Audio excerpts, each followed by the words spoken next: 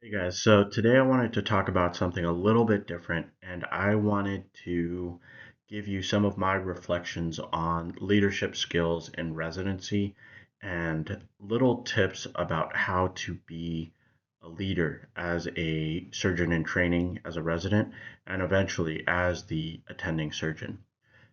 In many ways, being the surgeon is being the captain of the ship, and this presentation kind of reflects my personal philosophy on surgical leadership and the habits and standards that I noticed really stood out to me as a surgeon in training, um, to look out for the patient, to look out for the team, and try to get the best out of everyone for the patient. Of note, these reflections are purely my own opinions, and they're kind of made in retrospect, in reflection of what I learned. And a lot of this is much easier said than actually executed. So, in some ways, I feel that this message has been muddied in today's healthcare system. And I feel that the central role of the physician leader has kind of been slowly forgotten with time. But this is something I think that surgical residents in particular cannot forget because they bear such an important leadership position, and that leadership and responsibility on behalf of patients will only increase as surgical residents progress up training. And that key lesson is that physicians are expected to be leaders in healthcare and on behalf of the patient.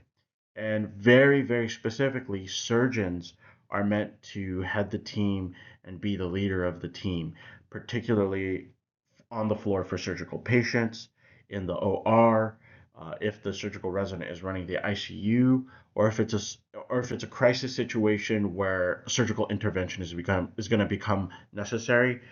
You really have to be able to click on that leadership ability immediately and take command of the room. That's why these reflections on leadership and what it means and what it takes to really build up that muscle is so important, in my opinion. Of course, you work under your attending supervision, but I think it behooves you to visualize these patients as truly your own and take the leadership onus, and really approach their care with that mindset such that you can anticipate problems ahead of time, questions ahead of time, clinical issues ahead of time. That leadership perspective really makes you kind of pushes you to take responsibility to that next level. But of course, you must defer to your supervising attendings' clinical wisdom and experience, within reason and safety. I think that the first kind of pillar of surgical resident leadership is owning patient outcomes. So you want to be the one who takes ultimate accountability. If there's a big problem, if there's a big crisis, your team should see you. They should hear you and see you being at the scene of the problem and taking the problem head on. You should really embrace that presence is leadership. Secondly, you should kind of have the attitude that the buck stops with you. The successes belong to the team. The failures are yours. Where should you improve? Where could you have improved? What could you have done differently for the team or guided the team in a different way? Of course, if someone genuinely has made an error, you should correct them privately, not publicly, and kind of reorient them that way. And then, importantly, in terms of being accountable, you should take the lead on hard situations, not just easy situations. You should confront difficult situations yourself. That means the difficult patient, the complex or rapidly deteriorating situation. You should take the lead on it. You should be visible. You should be being decisive. You should be at the scene of the problem. Don't delegate the hard ones down and thereby avoid the problem. That is the opposite of leadership. So you want to lead from where the work is. You never want to send the juniors to do something you wouldn't do yourself. And you should be willing to do the small things. You should do the intern tasks if the team needs you to. Check labs, check imaging, move the bed, transport the patient, answer the page if needed, if the team is overwhelmed. The next concept towards leadership in residency is setting the standard. You set the bar by living it. You set the standard on time. You should arrive on time. It's even better if you're there a little bit earlier, and you should leave later, or you should get there earlier, or you should be reviewing the patients more ahead of time before you get in for the day. Basically, you should have a handle on everything going on for the patients and have the latest updates. Very, very important is you should be running the list constantly throughout the day. You should be constantly checking on things, checking with the team that they've made progress on key items throughout the day. Patient care should be moving forward every time you check the list. And you should be making concrete progress and ensuring that the team is making concrete progress on every patient and you're clearing the list safely. And then you should also set boundaries firmly. So even though you are a team player, if you're such a good leader, you should have no excuse for insubordination or disrespect from other teams, from other staff, from your juniors, from other seniors. You should be professional and collegial, but do not let the other services or staff walk over you or your team. You don't need to get angry, but you should be firm.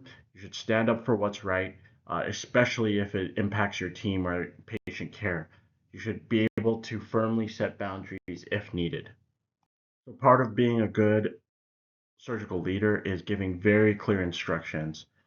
This is a high stress, high stakes environment.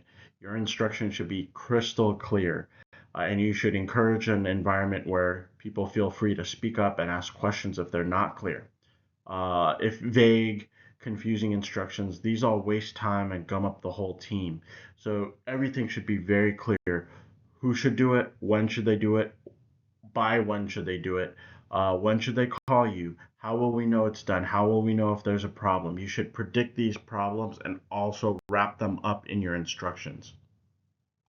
The next major concept in being a surgical leader is serving the team.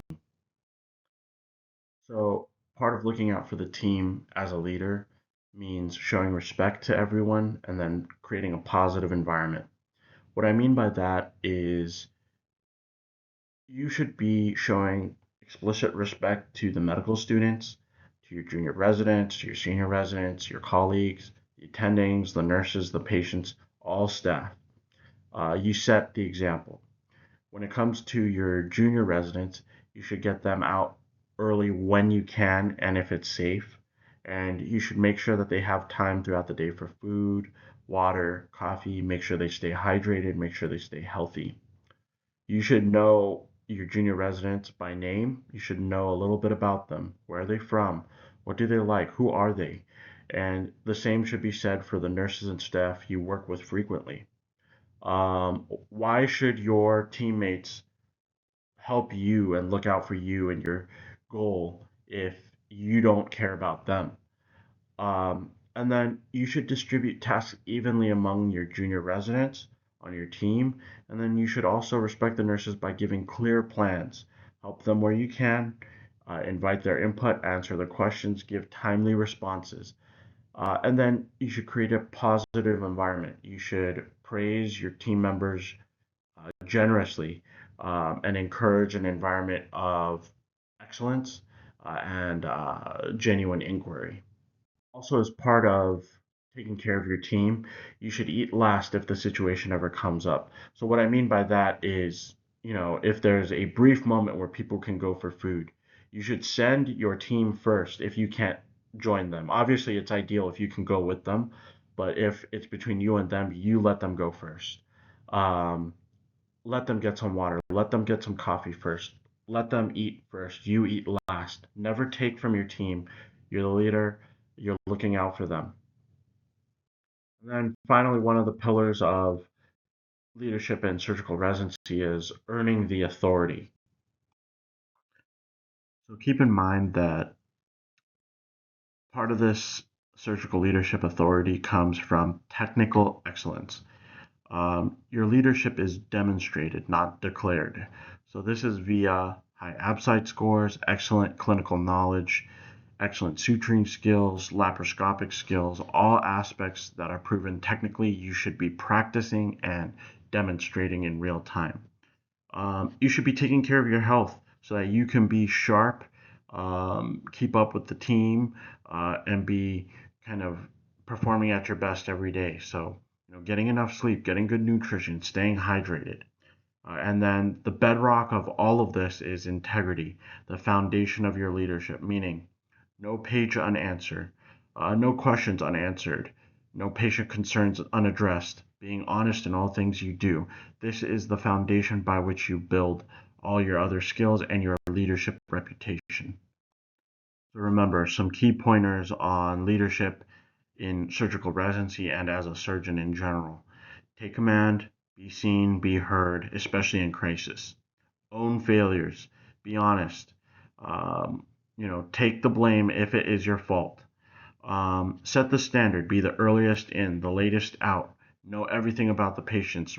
Run the list constantly. You know, serve your team and your patients first, and you yourself eat last. Be present. Um, be present for the hard ones. Be seen at every crisis. Be heard at every crisis. Never delegate the difficult tasks. If it's truly a difficult task, you yourself are the most qualified to handle it. Never kind of leave it to the juniors to handle and suffer through. Be clear. Vague orders stall the team. And then always show integrity. That's the foundation on which all this rests. If that doesn't, if that isn't there, none of this will work. So I think that there's some good books out there to review for developing your surgical leadership skills, and I've linked them below. One is Schein's Common Sense, full of experienced surgeons giving their advice on different areas of surgery and pitfalls that you should be aware of. Not a critical buy, but very helpful and excellent food for thought. Top Knife, especially for trauma, is one of the classic trauma books that gives you a great lay of the land, especially in emergent scenarios. And then my favorite book in trauma surgery is The Atlas of Surgical Trauma by Dimitriades, which I thought was so easy and clear to understand and really broke down all the key surgical trauma procedures in a very beautiful and memorable way. My favorite book in trauma. And then finally, there's this book also by the Schein's author, Aphorisms and Quotations for the Surgeon, which gives a lot of quirky quotes about each area of surgery. Um, that's a fun little read in your downtime.